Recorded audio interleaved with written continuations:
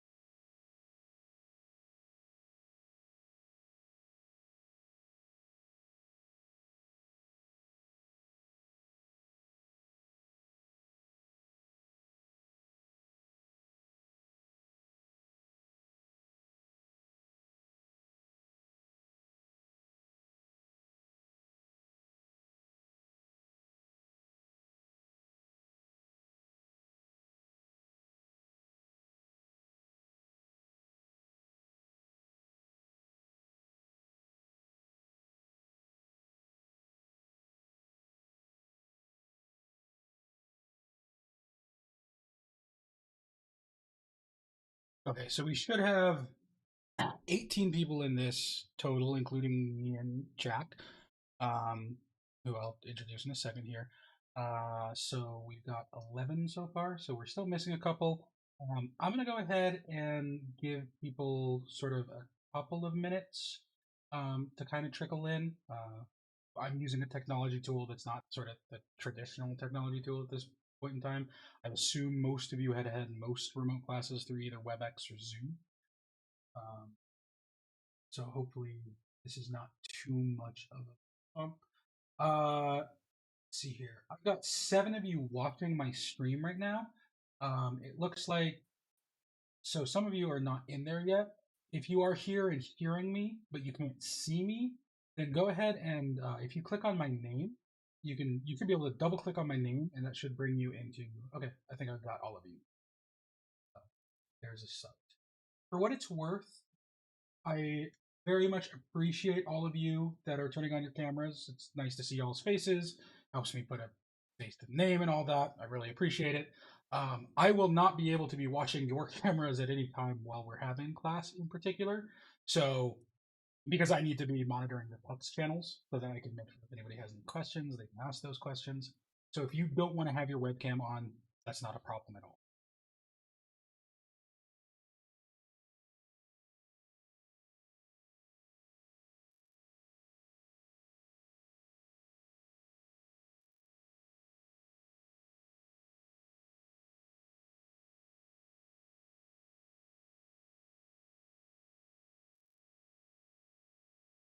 Okay.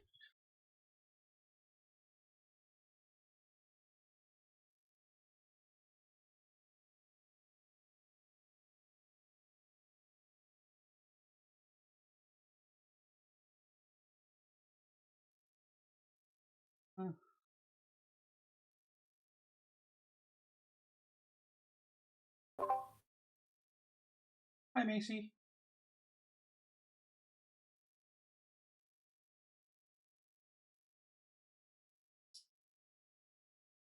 All right. We have a number of you here. So let's go ahead and start diving into some syllabus stuff at least. Um, so,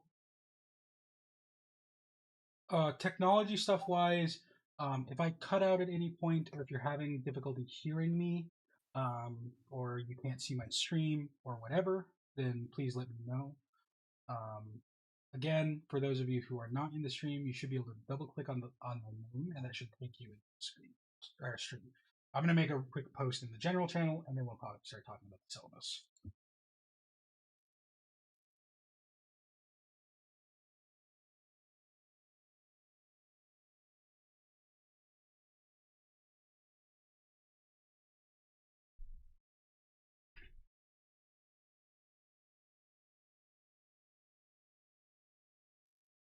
Video feed. Let's try to fix that. All right, let's go. So, hopefully you guys are all here because you're taking Introduction to Statistics, which is cross-listed with 073, the support for Introduction to Statistics this summer. Um, we are meeting this class, the Intro to Statistics class, will meet from 3:30 to 4:45 p.m. 3 days a week. So that'll be Tuesday, Wednesday, and Thursday. And obviously, you were able to get here if you can hear me now, so good start. Um, if you need to contact me, the fastest way to get in touch with me and the way that you're going to get the absolute quickest response from me is to actually send me a direct message on Discord. Um, I really like Discord as a communication tool because it allows me to have sort of closer to real time interactions with students. And so one of the things you can do is you can just click on my name in either when I'm in the class chat here, or you can click on my name in the online users bar. You'll notice that I'm up in the teacher box here. If you just click on my name, there's a little box where you can type to me. That'll send me a message. Um, if you do that, I get a notification about it. It pops up like a text message in my phone, and that means that I'll be able to answer it. So uh, I'm not saying that if you send me a message at like 3 in the morning, I'm always going to answer you at 3 in the morning. But I am saying that I check Discord much more often than I check my email or D2L. So if you are stuck on something, feel free to just shoot me a message. Worst case scenario, I'm not there and I get back to you with an answer a little bit later. Best case scenario, I'm there and we can walk through it either through a voice chat or just through text chat. Okay. So that's the easiest way to get in touch with me. Other ways to get in touch with me, you can send me a message on D2L or you can shoot me an email. If you do choose to email me, make sure you're emailing me from your student at CCCS email account.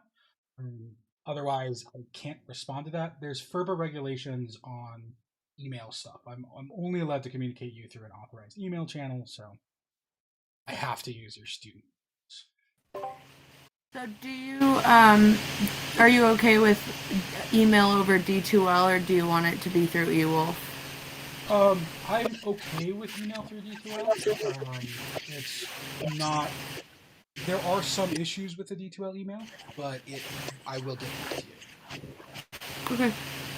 Ideal situation, best case, contact me through Discord.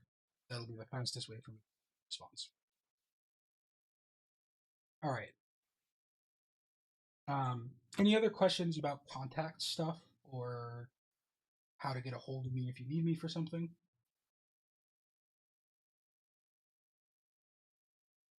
Looks like I've got 16 people in the channel and 14 people watching. So at least one of you is not currently watching the stream. Again, if you double click on my name, you should be able to see the screen. And right now I'm sharing the syllabus so we can sort of walk through some things that we need to syllabus. All right. So let's keep rolling through the syllabus. Let's talk about course materials. So things that are required, I do require that you have access to my MathLabs Plus for the textbook Elementary Statistics by Triola. Um, you don't actually need a physical copy of the book if you don't want to spend the money on the physical copy of the book. Unfortunately, it's the expensive part is the My Math Labs access. Um, we're working to try and get a lot of our classes to lower cost alternatives, but unfortunately 135 has not been completed at this time, so we're still using my math labs. um, it is what it is. I don't love my math labs. It's as a tool, it can be effective. It does do a very good job of giving you a lot of help when you're stuck on something, so feel free to use those tools whenever possible. And you can always use the ask your professor for help sort of thing. Question? Sorry. Um, E17VO, I'm not sure who you are.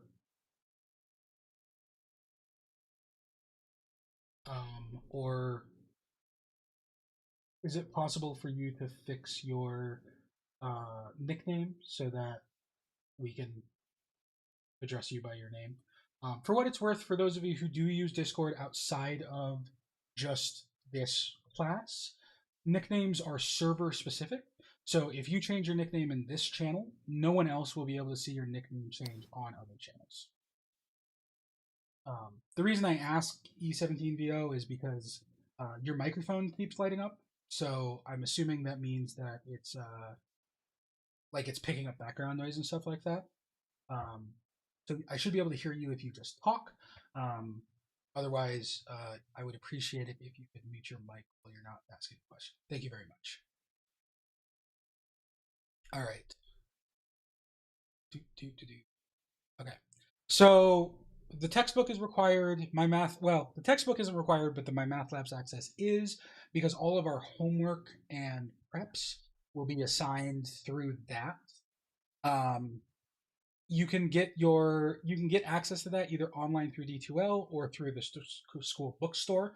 I would highly recommend that you don't try to get access in any other way, because I've had issues with codes previously where students have purchased codes from Amazon and the code hasn't ended up activating correctly, or they tried to purchase access going directly through Pearson and they weren't able to link to our class. We're set up with single sign-on, so anytime you try to access My Math Labs, you're going to do that through our D2L homepage. So the way that you do that is you'll just pull up the class page for D2L, and over here on the right-hand bar, there should be a little widget, and you click that, and that should send you to My Math Labs. Right now, this doesn't work because due to just an absolute comedy of errors, I never have access to my Math Labs courses, and it has to be manually fixed every single semester. I'll talk more about that in a little while here, but I am working on getting that fixed, and we should have My Math Labs up and working. Obviously, I will not penalize you for homeworks that you cannot do because they do not exist. So if this isn't fixed very soon, the preps that are due tomorrow before class will be canceled. So okay. So that's the My Math Labs access. The other things that you need here is Discord, which obviously all of you have found and you are able to use since you're here listening to me. And we will be using Excel extensively in this course. So if you don't have access to Excel on your computer right now, you can download Excel through an Office 365 subscription. I need to post the information for that on the course D2L page. So I will post that on how to access Office 365 as a student. If you're having any trouble getting to that Office 365 subscription and you use it, please let me know as soon as possible, and I will be happy to troubleshoot you through it. You can use Google Docs for some of this stuff. So like Google Sheets does most of what Excel will do, but it doesn't do everything Excel does. And also Google Docs doesn't have. So Excel has a function wizard, which is going to be really helpful for us. Basically, when you're trying to do, like, say, standard deviation or something like that, Excel will actually walk you through. Here's where you select this set of cells. Here's where you select this set of cells. I don't think Google Docs will do that. Google Sheets will do that, so you would have to memorize formulas or look them up. Time. Excel's probably your best choice. You have it for free. If you need help accessing it, please let me know. So, yeah. Any questions about required materials or what I'm asking you guys to have access to and what you succeed in this class, just from a material object perspective? I do have a question regarding the Mathematics Lab Plus assignments. ML, yeah, MML, MML yeah. plus, yes, My Math Lab. Okay. My Math Lab, sorry. That's okay. Are there, so I don't have access to that right now. Are there assignments that are due by the end of the evening? So there are no assignments that are due by the end of the evening because all assignments are due All assignments will be due at class time. So Okay. everything will be due at 3:30 on a day we have class. There is ostensibly an assignment that is due tomorrow at class time. However, as I said, on my end, I have an issue where I cannot access our My Math Labs page, which means I have not been able to populate the assignments for you guys due, which means that you guys are logging into a My Math Labs page that is just empty. There's no assignments, there's nothing, which is obviously not ideal. I have reached out to the people that can get me access to My Math Labs. Hopefully, should have that fixed as soon as possible. I will not hold you responsible for anything that you haven't had at least a reasonable amount of notice on. So if this isn't fixed before the end of the night tonight, before the end of the working day tonight, then I will not be requiring to um, to turn in that prep that's due tomorrow. We will get to what is due when once we get down to the course. Sounds fair? Yep. Thank you. Cool. All right. So, yeah, this is a statistics class, and statistics is a subject of math, which is a four-letter word that is a really awful thing that I'm sure many of you have struggled with and fought with your entire life. I know I've struggled with math before. It's a hard thing, but statistics is an applied branch of mathematics. And what that means is that it is a branch of mathematics that is designed to specifically answer real world questions. And it does through mathematical rigor, but that doesn't mean necessarily that you have to know the proof or the way every single little thing works. We will require some mathematical literacy, like we're going to have to do some manipulating of formulas and some basic algebraic stuff. But in general, a lot of this class is maybe not going to feel as much like a math class, which I'm sure makes some of you feel a little bit better. There's a ton of different things we can do with statistics. It's a really important way of understanding and interpreting data. So some of you may have heard, like at some point, someone has referred to a science as either a hard science or a soft science. And the way that this generally is discerned is whether or not the science uses statistics as a primary lens to view. So when we refer to physics as a hard science, that's because physics is generally like there is a theoretical branch of physics where you can basically directly apply things like calculus to physical objects moving, right? Like you can calculate motion and things like that directly using calculus. You can study these things and come up with mathematical theories for them.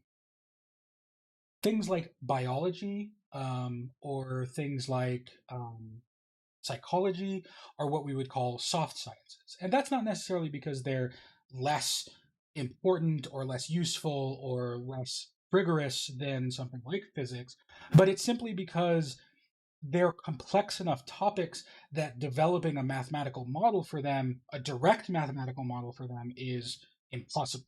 I can't give you the formula for how human cells develop, right?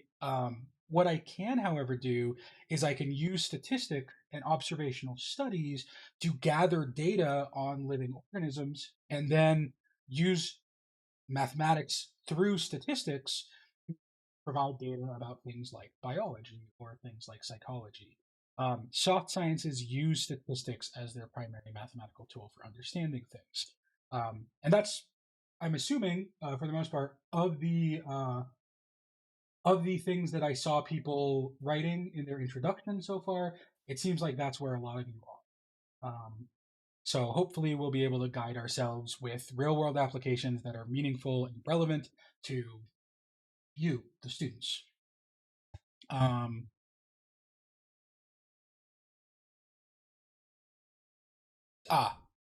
There's a missing section for my syllabus and I need to put that in, so I'll edit this soon.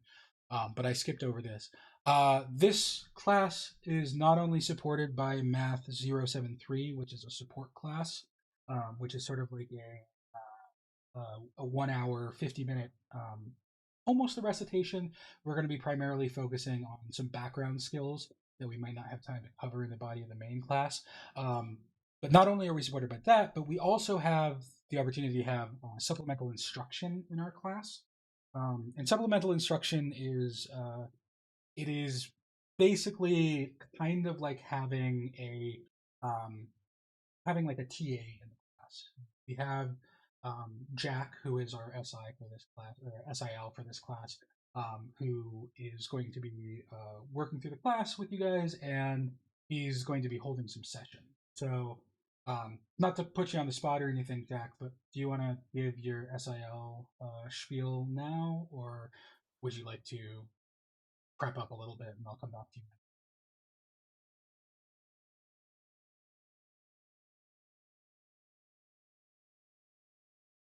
Good. We can't hear you if you're talking. So that's not ideal.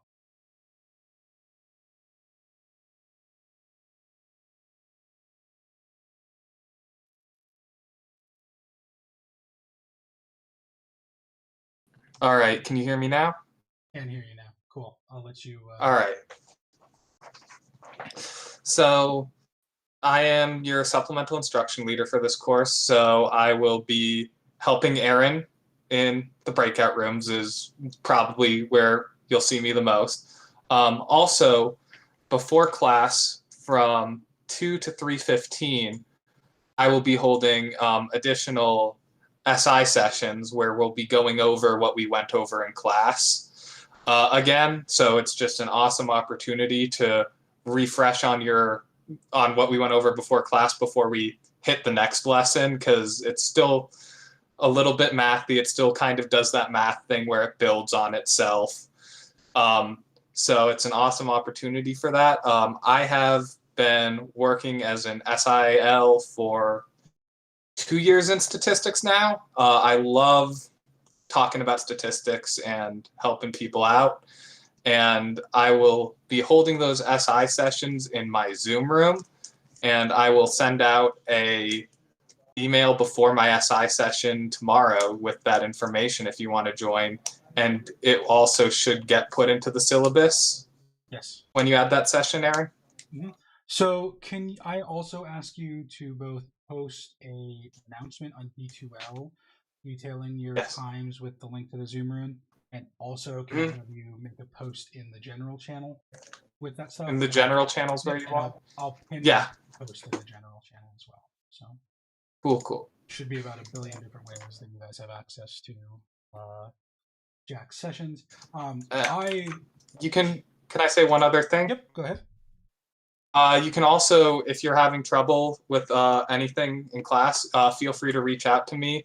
My preferred method of communication is D2L internal messaging. It's what I check the most. And the easiest way to do that is just to respond to one of my emails in the internal messaging. Awesome. So yeah, Jack is an awesome resource. SI is an amazing resource. It's one of those things that hugely helps pass rates. Like it is a really large boost for people. I highly recommend that you attend those sessions if you're able. And use Jack as a resource. Jack, could I get you to mute your mic while you're just typing there? Oh, sorry. No worries. Yeah. So in years past, I have enforced what's called push to talk in the class channels, which is... So one of the reasons why I like Discord is because you can require people to use a button. Instead of having yourself unmuted and then you mute yourself to not be heard, it automatically mutes everybody, and then you press a button when you actually want to talk. To me, that feels like a natural thing to do. I guess I've been doing that through online voice chat applications for so long that it has become natural for me. I am skipping that this semester in the hopes that it will encourage people to be able to communicate more fluently in the class channel. But that does mean that we do need to be careful with microphone etiquette. So just be aware that generally, if you're on voice activation and you're unmuted, we're probably going to be able to hear a fair amount of background noise coming through from you, and that can be really distracting. Cool. Yeah, so that's SIL stuff. Does anybody have any questions for Jack about SI stuff or for me about SI stuff?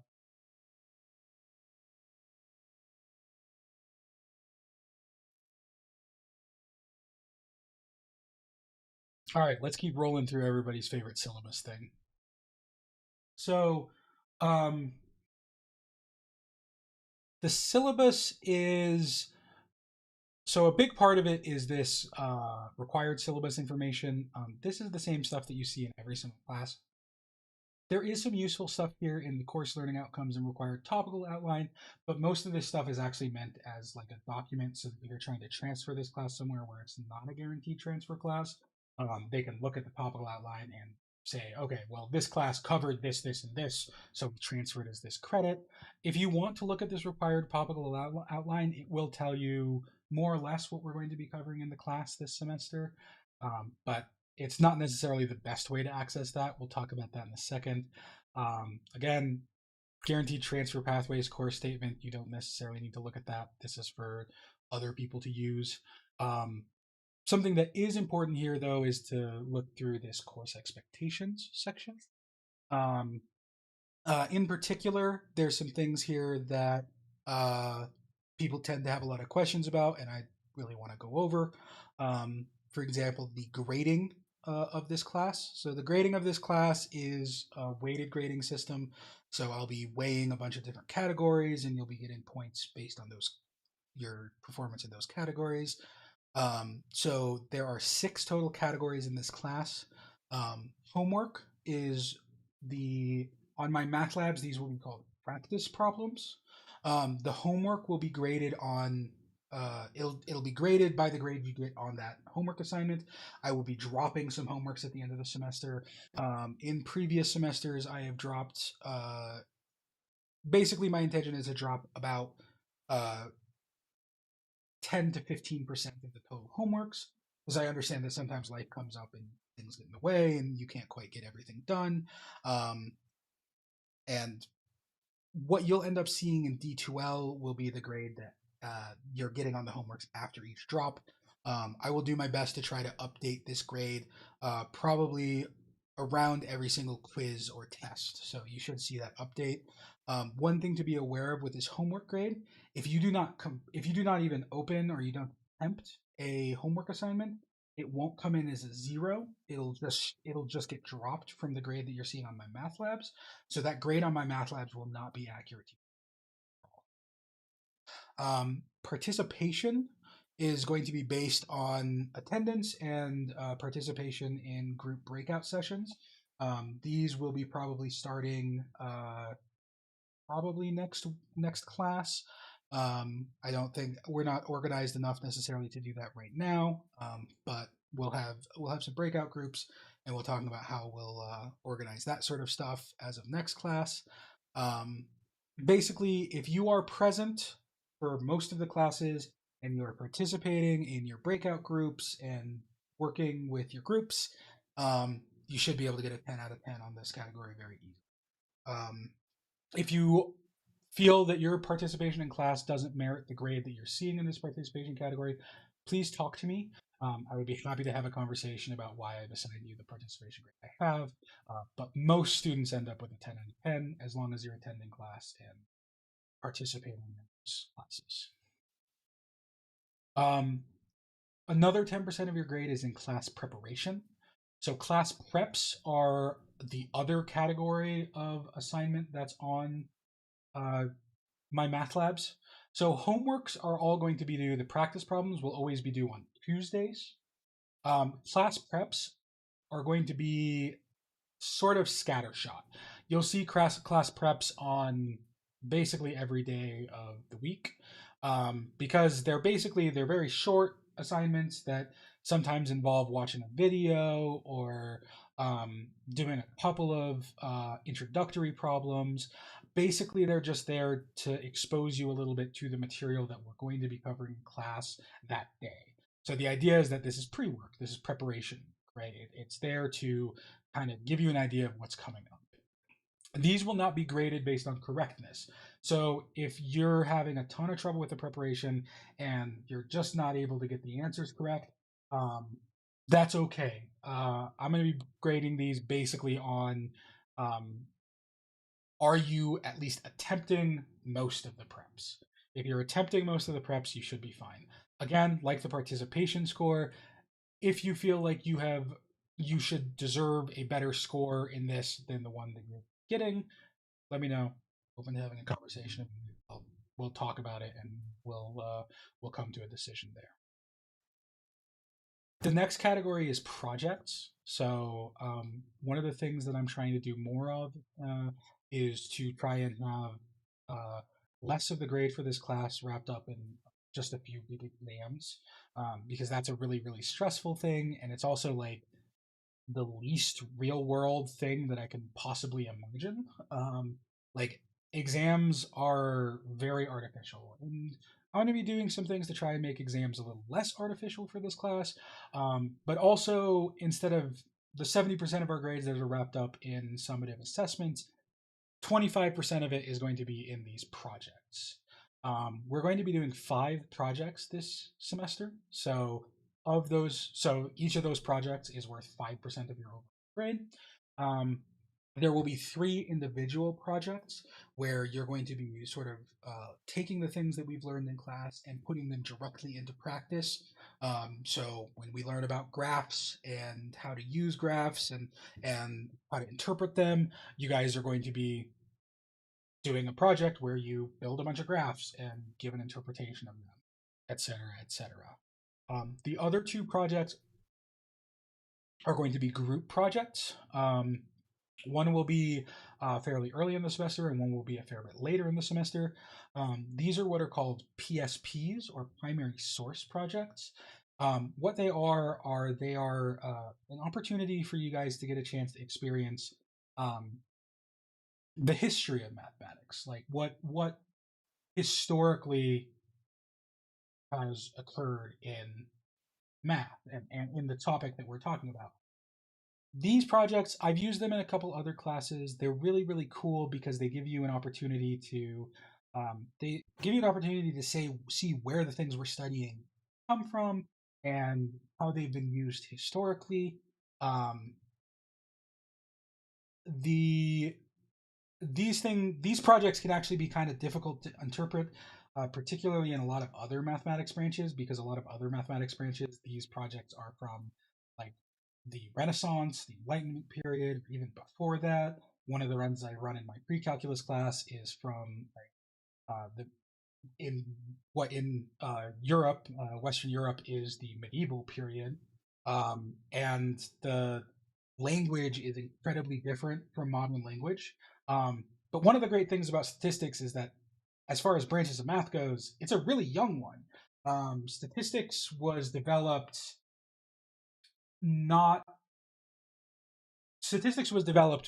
basically recently, within the last couple hundreds of years for the most part.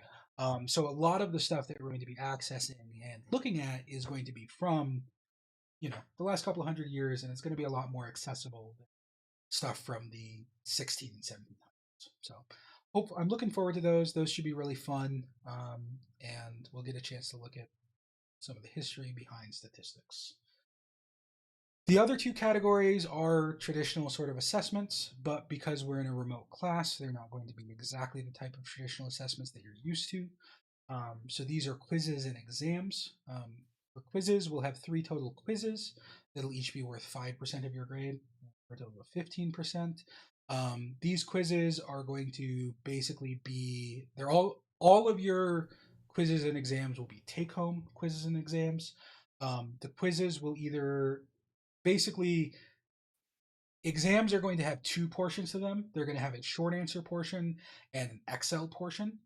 Quizzes will consist of just one of those 2 portions. So a quiz might have a short answer section, or it might have an Excel portion, but it won't have both. We'll talk a little bit more about exactly what these things look like as we get closer to doing these. But one of the nice things about doing a remote class is that these take-home exams and quizzes will be open notes, open book, and basically you can use any of your notes and resources to prepare and answer them.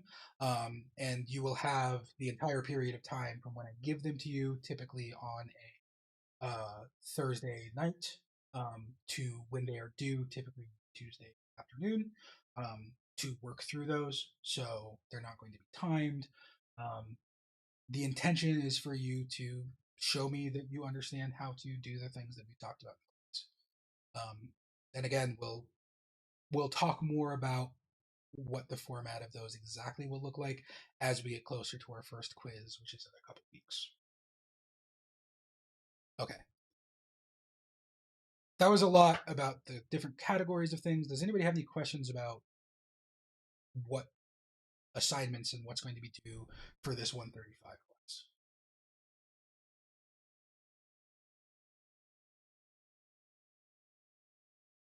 All right. If you are not able to talk, or you feel like you are talking and you're not being heard, then please feel free to message in general chat. That I'll be able to read that and I can get back to you as soon as I can. If you send me a direct message during class, it's likely that I won't get a chance to look at it during the class. I'm trying to keep focused on a bunch of different things, and direct messages show up in a different box. So if you want to ask me a private question, yes, feel free to send me a direct message, but just know that I might not get to a short break sometime.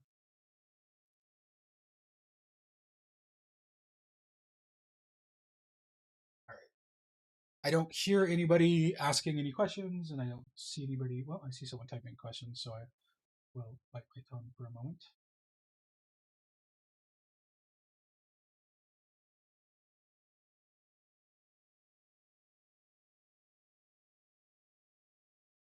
So grading scales and standards. I round up if you're round upable. So I'll round up to the nearest integer, basically. If you have an 89.7, you'll end up with an A. If you have an 89.3, you'll end up with a B. That's generally my hard and fast rule. If I'm inclined to bump your grade, I'm going to do it in a way that means that I don't have to actually round your grade up from a point where we round up. So please don't message me at the end of the semester asking me to round up your grade if you're below an 89.3 or 89.5 or 79.5 or whatever it is. Inevitably, this will happen, but I suppose I should say it because maybe then less people will ask. So I will not be dropping test or quiz scores. If you cannot do a test or a quiz in the time frame allotted, please let me know as soon as possible. With remote classes, I'm trying to be a little bit more flexible with deadlines than I have in the past. But as a blanket rule in general, I will not be giving makeup tests, not be accepting late work. It just messes with my workflow too much. So please make sure that you're completing your stuff, especially in this class, because part of your grade in the linked 073 class is going to be doing quiz and test reflections and corrections, and those, in order for you guys to do those reflections, I need to be able to grade your exams quickly. In order for me to grade your exams quickly, everyone needs to finish their exams time. That way we don't get super behind on them, etc., etc. Okay. Academic honesty stuff. It's kind of hard to cheat in this class. Really, the only thing that counts as cheating is representing someone else's work as your work. If you are in a situation where you feel like it is necessary for you to do that, that is to ask somebody else to do an assignment for you, test for you, or help you with a test, please talk to me as soon as you can, because the last thing I want is to have that conversation with you that says like, I think that you were dishonest about this work. It's a much easier conversation for me to have to say, hey, you're asking for help. What can we do to put you on a point where you can succeed? So my intention in this class is not to fail people. I would love it if every single one of the 16 students in this class, that would be amazing. That's my goal every single semester. And so if you are struggling with something, if you're stuck on something, if you just don't understand something, reach out to me, talk to me. If you're on a test and you feel like you need to ask someone for help to get a question or understand exactly what's going on in the question or whatever, ask me. I'm not necessarily going to give you the answers or do the test for you, but I would be happy to give you as much help as I think is available, to help you understand what the question is and get you to the point where you have the resources to succeed. Okay, so communication is incredibly important. It is the baseline of almost everything you do in this world with other people. And I want to be as open and available as possible. So if you ever feel like you're stuck, if you ever feel like you're, please talk to me. And I will try to find a way. We will try to find a way and a plan to make it so that you are not as overwhelmed, and make it so that you have the opportunity to succeed. All right. The last thing that's really important in this syllabus, obviously, there's campus closure procedure, which doesn't apply to us, technical difficulty stuff, some students' rights and responsibility stuff. There's a course schedule here. There are some important dates here. The first day of class, attendance deadline, payment deadline, last day to drop with refund, etc., etc. Our last day of class will be August 9th, 2021. We don't technically have a class schedule that day, but that will be the day that your final exam is due. So that's the end of the semester, and grades will be posted on the 12th. And at the very bottom, the last couple of pages of the syllabus contain the course plan. And this course plan is subject to change. They can update it if need be. All preps and homeworks are on MyMathLab Plus, and wow, that is not okay. So if you download this and open this in Microsoft Word, this looks much better. I might actually upload a PDF version of this syllabus so that it looks better. This is our schedule. Basically, my goal is to get through all of this material, and I can already tell that I've been somewhat optimistic because I'm not sure we're going to be able to get all the way through 1.1 and 1.2 today, but we'll do our best. These are the things we're going to be talking about, and most importantly and critically, over in this right column here, you're going to have due dates for all of your homeworks and preps. These will also be available to you once I get my math labs up and running. But in the left column here, you have your preps. In the right column here, you have your homeworks. They will always be due at the beginning of class on the day that's listed. So, for example, your first set of practice problems, 1.1, 1.2, 1.3, 1.4, and 2.1, will be due on Tuesday, June 8th, a week from now. You'll also have 2 preps due that day, Prep 2.2 and Prep 2.3. Okay. Again, these will also be available to you on my math labs, so you'll be able to access those in a bunch of different places. But this schedule is probably actually the most important thing for you guys to be able to use in this class from the syllabus, because it tells you when things are. You'll note that we have our first quiz will be at the end of next week, the beginning, and it'll be due 2 weeks from today. This also has due dates for quizzes, projects, and midterms. So that's all here in the syllabus. Again, things may shift slightly. These due dates, the quizzes and the exams, I'm pretty positive will not move. If we don't get to some material that'll be on one of the tests, then we'll push that around as need be. The projects shouldn't move around unless we get really, really behind. But yeah, All right. Whew, it's a lot of syllabus stuff. Does anybody have any questions about syllabus stuff? Administrative stuff? What is due when? What is expected for this class? Any of that stuff?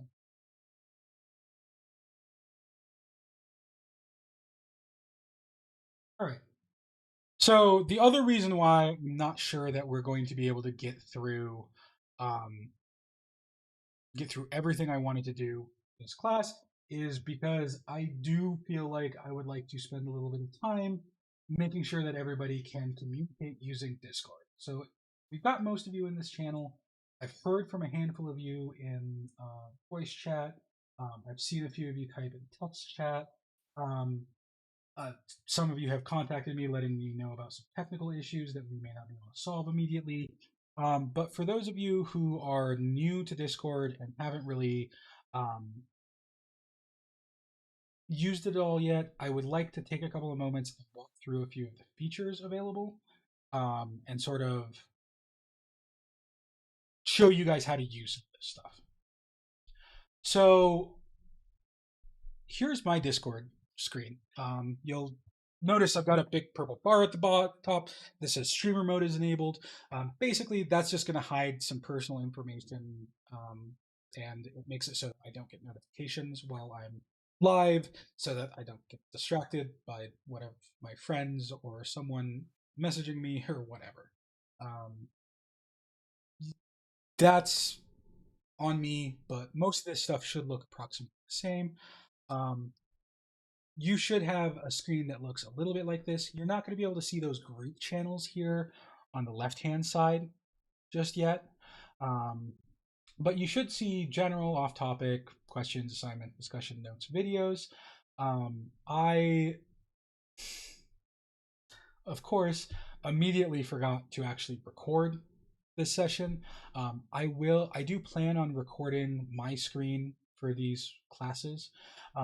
If there is any privacy issue that you guys are worried about, please let me know. I'm going to be posting them unlisted on YouTube and providing links to those in the text channel chat, in the text channel videos chat.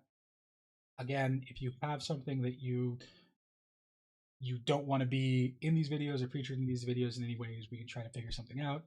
There should be at no point that your webcams show up on these. It'll literally just be the stream that you're watching right now. My face here in the corner, notes, whatever I'm sharing at the time. Okay. So these are these channels are here. Some of you have definitely figured out the mute and unmute thing. For those of you who are on the web browser or on the app on desktop, you have a mute button here. You can mute and unmute yourself using this button. You can also deafen yourself. This will show, so I'll be able to see if you're deafened. But like, if you need to step away and your computer can't be making sounds or whatever, or you need to turn off the voice chat for a second, if you hit this deafen button, it'll turn off both your incoming and outgoing video. All right. So you won't be able to hear anything I say or anybody else says, and you won't be able to mute. You'll be muted as well, so you won't be able to walk through. If you do need to share your screen in class, there should be a screen share button here. Not 100% sure how well the web app deals with screen sharing. I don't think it's fantastic about it, but I don't think the screen sharing should be mandatory for anybody. The big important menu that you need to take a look at here is this user settings. So this user settings menu has a lot of really useful things in it. In particular, of particular importance is this voice and video menu here. Under app settings, voice and video. This is where you can see if things are going well for you, or basically if you can be heard or not. If you are talking, say in a group chat or something like that, and it feels like nobody is responding to you, that's probably because nobody can hear you. And there's a bunch of reasons why that could be. If you're on a Mac, it may be because your computer doesn't have permissions to access your microphone. If that's the case, let me know. I'll do some documentation on how to fix that. Also, it's possible that your input device is wrong. So you'll notice here that I'm on voice activity, and as I talk, this bar is bouncing up and down. And this bar it's the volume bar for what I'm transmitting to Discord, what Discord is picking up from my microphone. If this bar isn't moving at all when you're talking on this menu, that means that Discord can't hear you. So you may have to switch your input device. Additionally, you can change your input output volume, your output volume. You can change your output device. You can also test your microphone here. If you hit this "Let's check" button, it'll mute and deafen you in your voice session. If you're currently in a voice chat, you can talk to it and it'll play back your voice to you. If you would like, you can use the input mode here to switch over to push to talk, which will allow you to stay unmuted. I'm not going to require that this semester because it's just an extra barrier to being able to talk, and I want people to be able to be as free as possible. So that's all stuff that you can get through here. So with that being said, I would love it if you guys would maybe we can go down and go down the list of people in this channel and just have everybody say hi.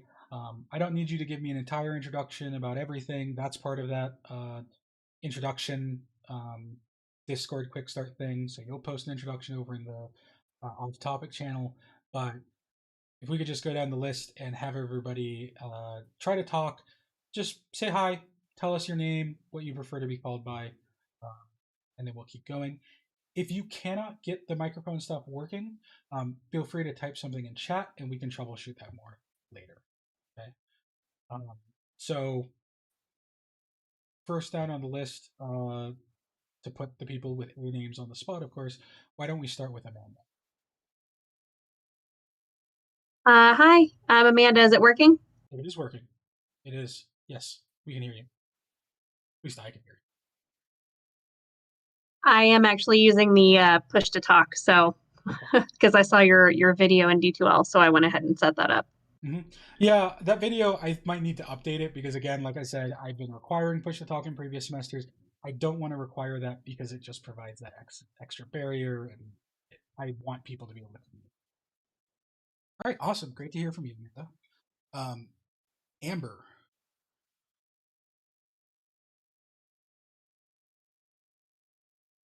So if you are currently muted, you'll be able to see a little microphone with a line next to it by your name. You'll need to click on the button below. Okay, cool. So now you're unmuted.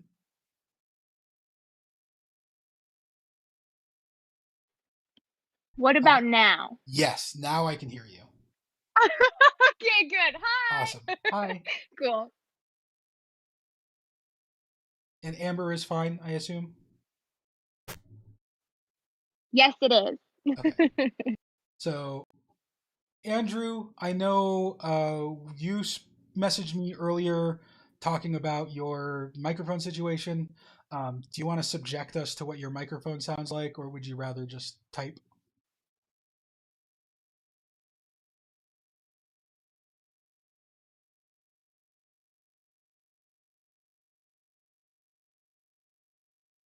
Oh, that's actually probably a terrible idea, huh? Yeah, it looks like I'm not getting audio from you currently, Andrew. So you may need to look at your voice and video options, but I know you mentioned to me that your microphone stuff was in a bad condition. So again, if it's not working at this instant, that's not a huge problem. I can see you on your camera, so I know you're there. I'm not super worried. Let's go ahead and keep rolling down the list. April, are you able to? Hi, can you hear me? Yes, I can hear you. Perfect. Awesome. I'm April, so that's Awesome. fine with me. Cool, cool, cool. All right. Next, let's Barrett. Hello, I'm Barrett. I use a text-to-speech program due to my dad's excessively loud NPR radio. I am also an IT person if you need help with various things. Okay. Always good to have some people in IT because they have a ton of patience. So for what it's worth, Barrett, you may look into the noise canceling options, which have gotten a lot better on D2L, or on D2L, on Discord. If those aren't working out for you, it's just a lot easier to do. It's a lot easier to, when you're in the groups, it's going to be a lot easier for you to communicate if you are able to speak. I can't require it because technology is different for everybody, and obviously it's not 100% feasible, but it would be awesome if that's something you could look into. I type really quickly anyways. Okay, sounds good. All right, next on the list for me is Clarissa, who has left the channel.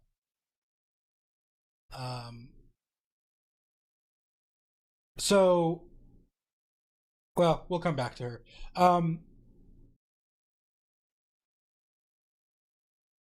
To leave the channel eventually, you're going to, down here where it says video connected or voice connected, there's a little disconnect button.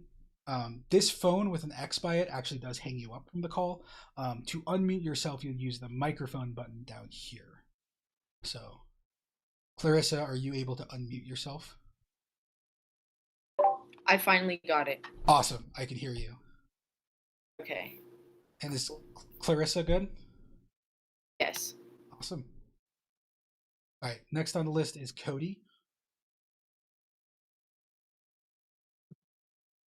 Nice to meet you guys. I heard you, but you cut off the beginning of what you were saying.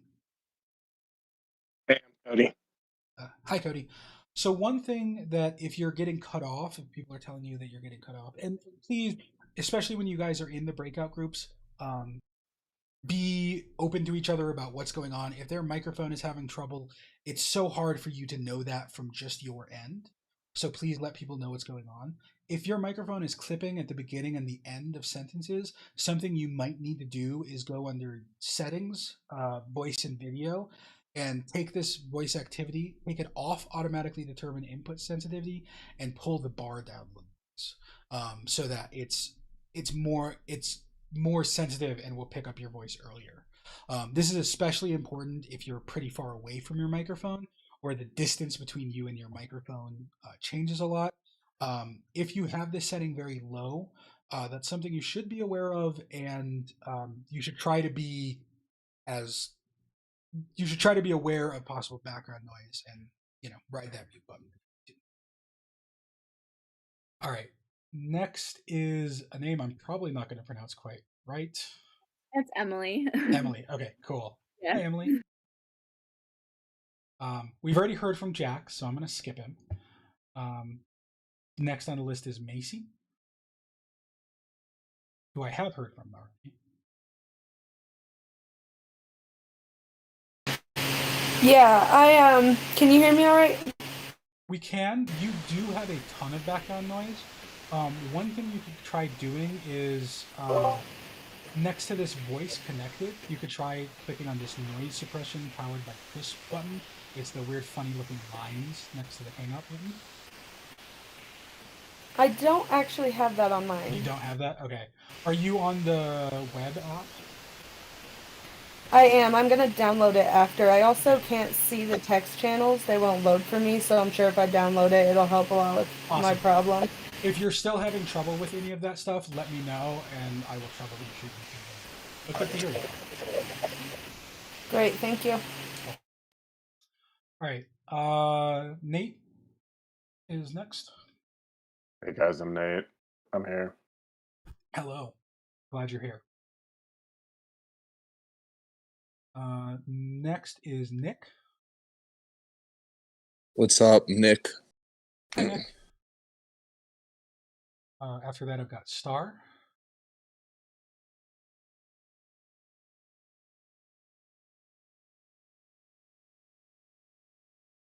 So if you're trying to speak right now, which you may be, I can see you on your camera, so make sure you're currently still muted. So make sure you click that the mute button towards the bottom. There we go. Hello there. I'm here. Hi. Good to meet you, Star. Vivian.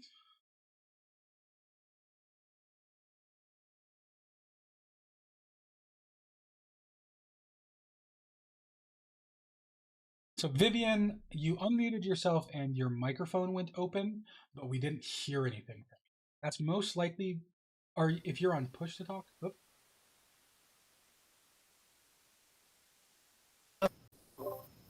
Is it working now? It is working.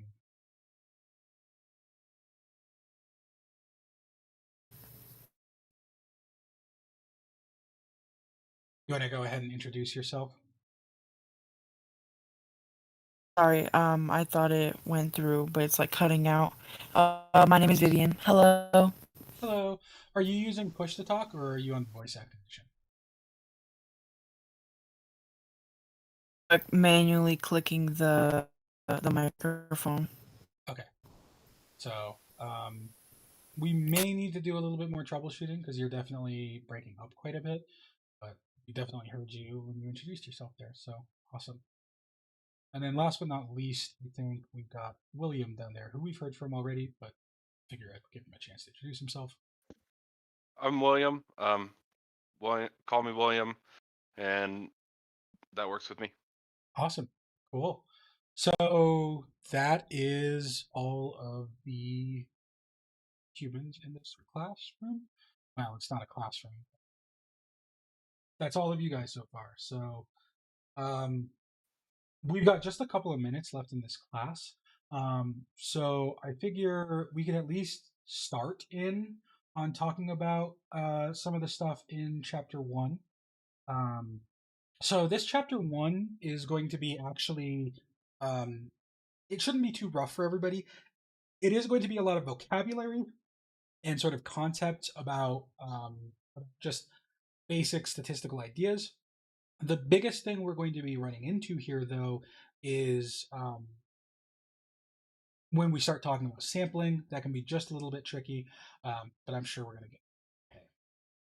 So let's go ahead and start up with some definitions. So I have a tablet here and I can write. You can see my messy handwriting here.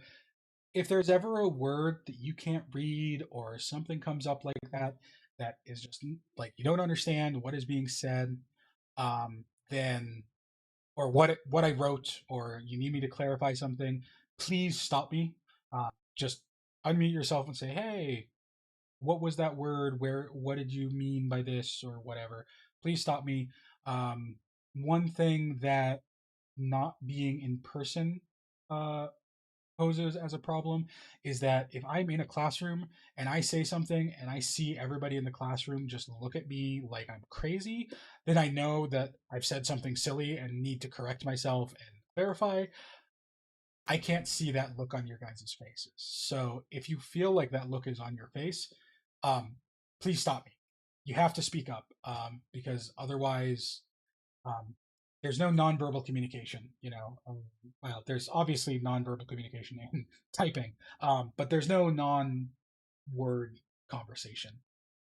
So please be as verbal as possible, be as vocal as possible. Let me know if I need to stop or slow down, or I scrolled past and you were still taking notes or whatever.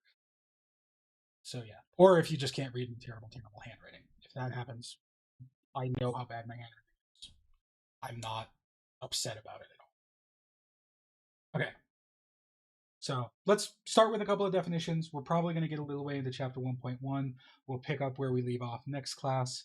And then when we're just about out of time, we'll split for a few minutes and then we'll pick up with the 073 stuff.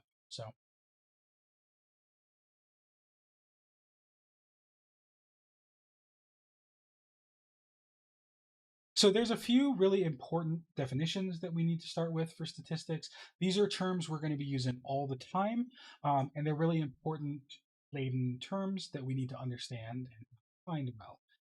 One of them is the term data. So data are collections of observations, such as measurements, survey responses,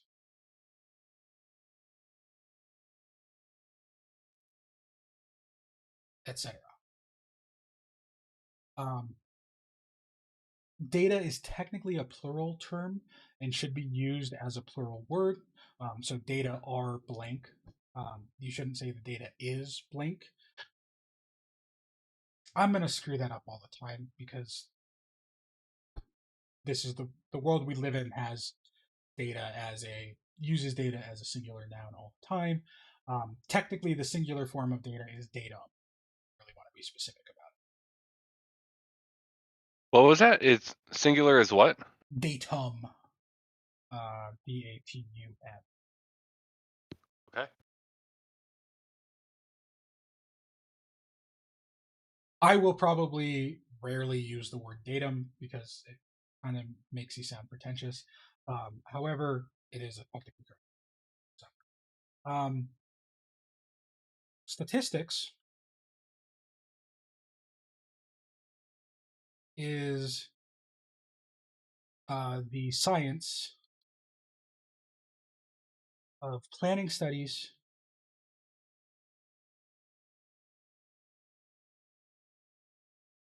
and experiments. So studies and experiments, which are two different things, which we'll talk about in the near future here. Obtaining data,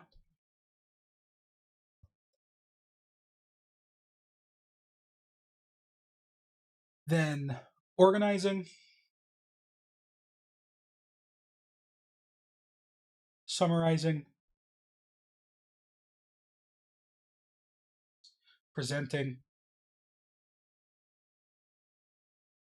analyzing,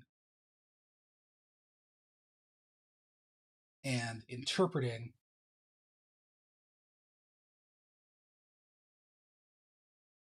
data, then drawing conclusions based on data.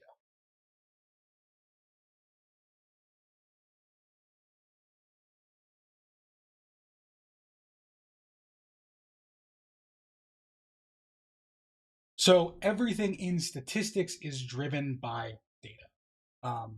Statistics covers the obtaining, the collection of data. Experiment and study design is something that is a part of statistics. It's something we won't be spending a ton of time on in this course.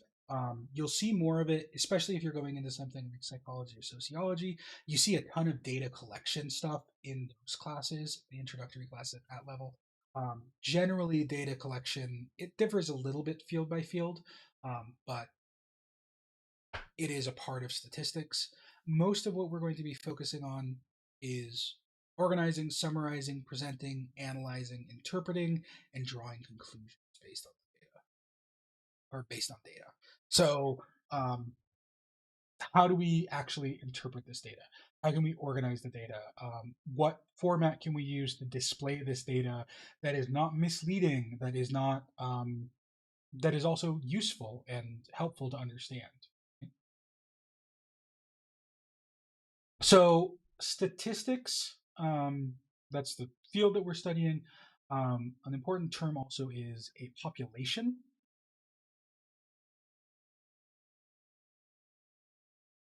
Is the complete collection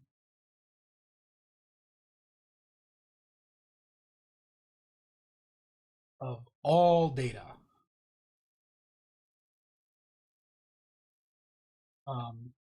that is being considered. So a population is the set of the entire group that you're concerned. Populations can be incredibly large, right? So, for example, the population of the United States of America could be a sample group, or could be a population that you're interested in information about.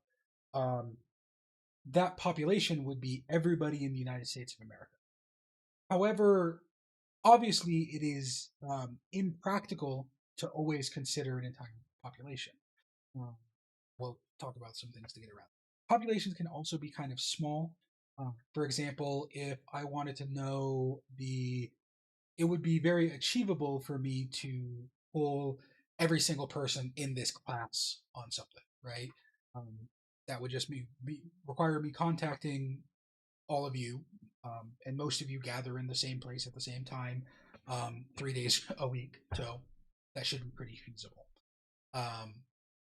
So typically in statistics, we almost always want to draw conclusions about some population.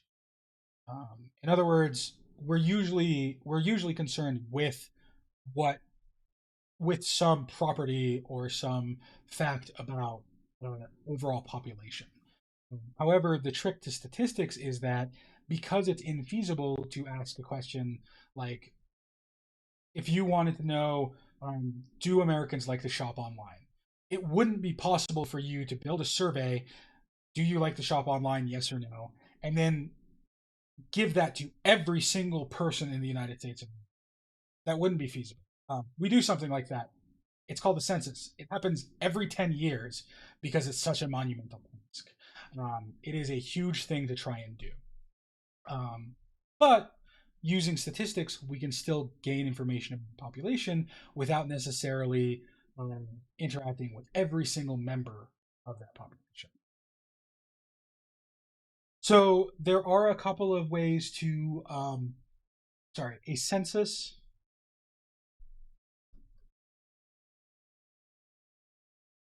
is the collection of data from an entire population. We will very rarely be doing censuses. A sample is a sub-collection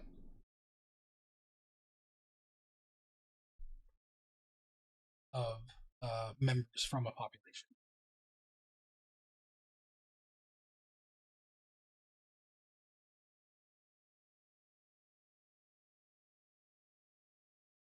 So this is the trick of statistics. What statistics lets us do is it lets us take a sample of a population rather than the entire thing. So instead of surveying every single person from the United States of America, maybe I could select 300 random Americans.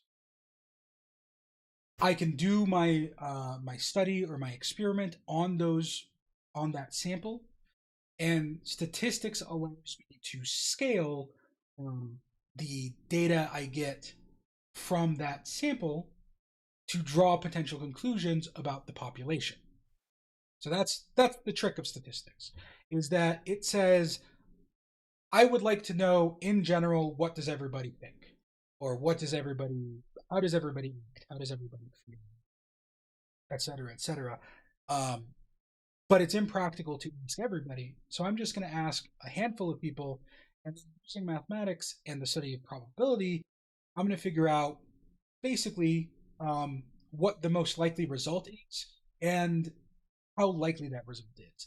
And if that result is likely enough that it can't be denied, then I can present that as if it were probably true, almost definitely true.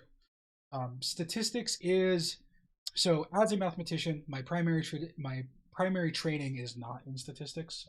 I do most of my background that is related to statistics is actually in probability instead. There's something weird to me about not being able to say, like, things that we claim are true in statistics aren't like true enough in mathematics, because in mathematics, for something to be true, it has to be true logically. It has to be self-consistent inside a system. You can't prove something just by giving a ton of evidence that it's true. You have to prove that it's true for everything. But in statistics, the whole idea is that it's impossible to prove that it's true for everything. So instead, we can just prove that it's true by giving an overwhelming amount of evidence to say that it's. Which is, of course, more consistent with the logic that you see in other classes, right? This is how you've been taught to write persuasive essays your entire life as well. You provide a preponderance of evidence to back up your point. That's what statistics does. It lets us sort of mathematically quantify evidence.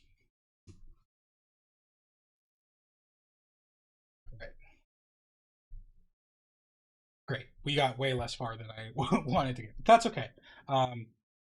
being behind is for me has ended up being matter of fact for this class. So, and besides, my math lab is all screwed up anyways, so it's not like we're necessarily going to be able to get everything up and going. So let's call it here for today.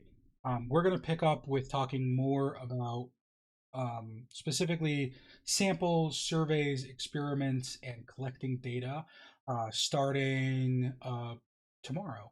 But for now, it is 4:45, which means that we're basically going to take a break. So we've got about 45 minutes here before the 073 class section starts. So this will be basically a little break for us. Let's take that 15 minutes. If you need to get up, stretch out, go to the bathroom, grab some water, whatever. We'll meet back in this same channel. So I'm not actually going to go anywhere. I'll still be online in here. And we'll start up with the 073 stuff in about 15 minutes at 5 o'clock. So I will see all of you guys back here in 15 minutes. You won't see me though. I am. So it was nice meeting you all. I will see you all tomorrow.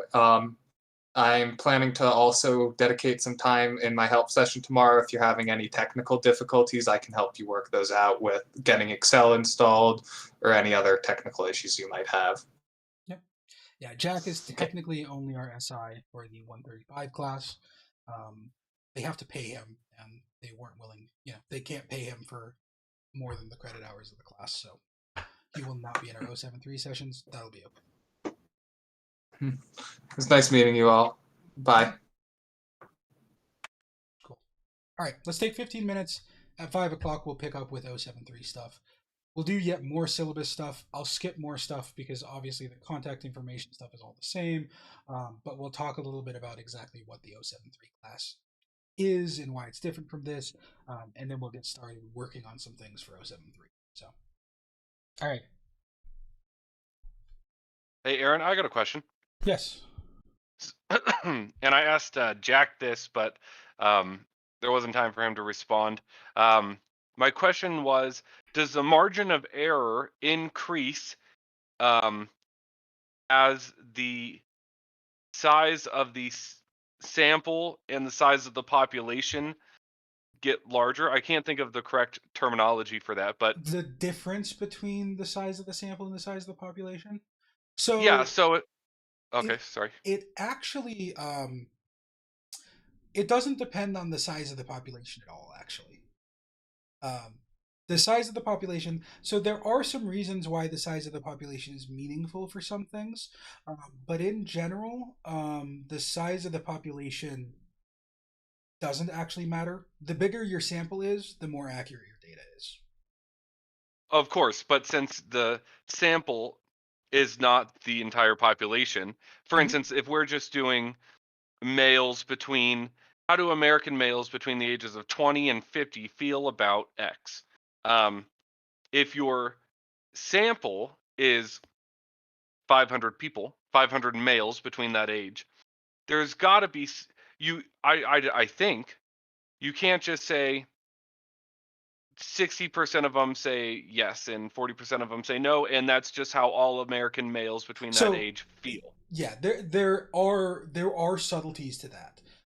You do get a margin of error. The margin of error is based on the size of the sample. The bigger your sample is, the smaller your margin of error.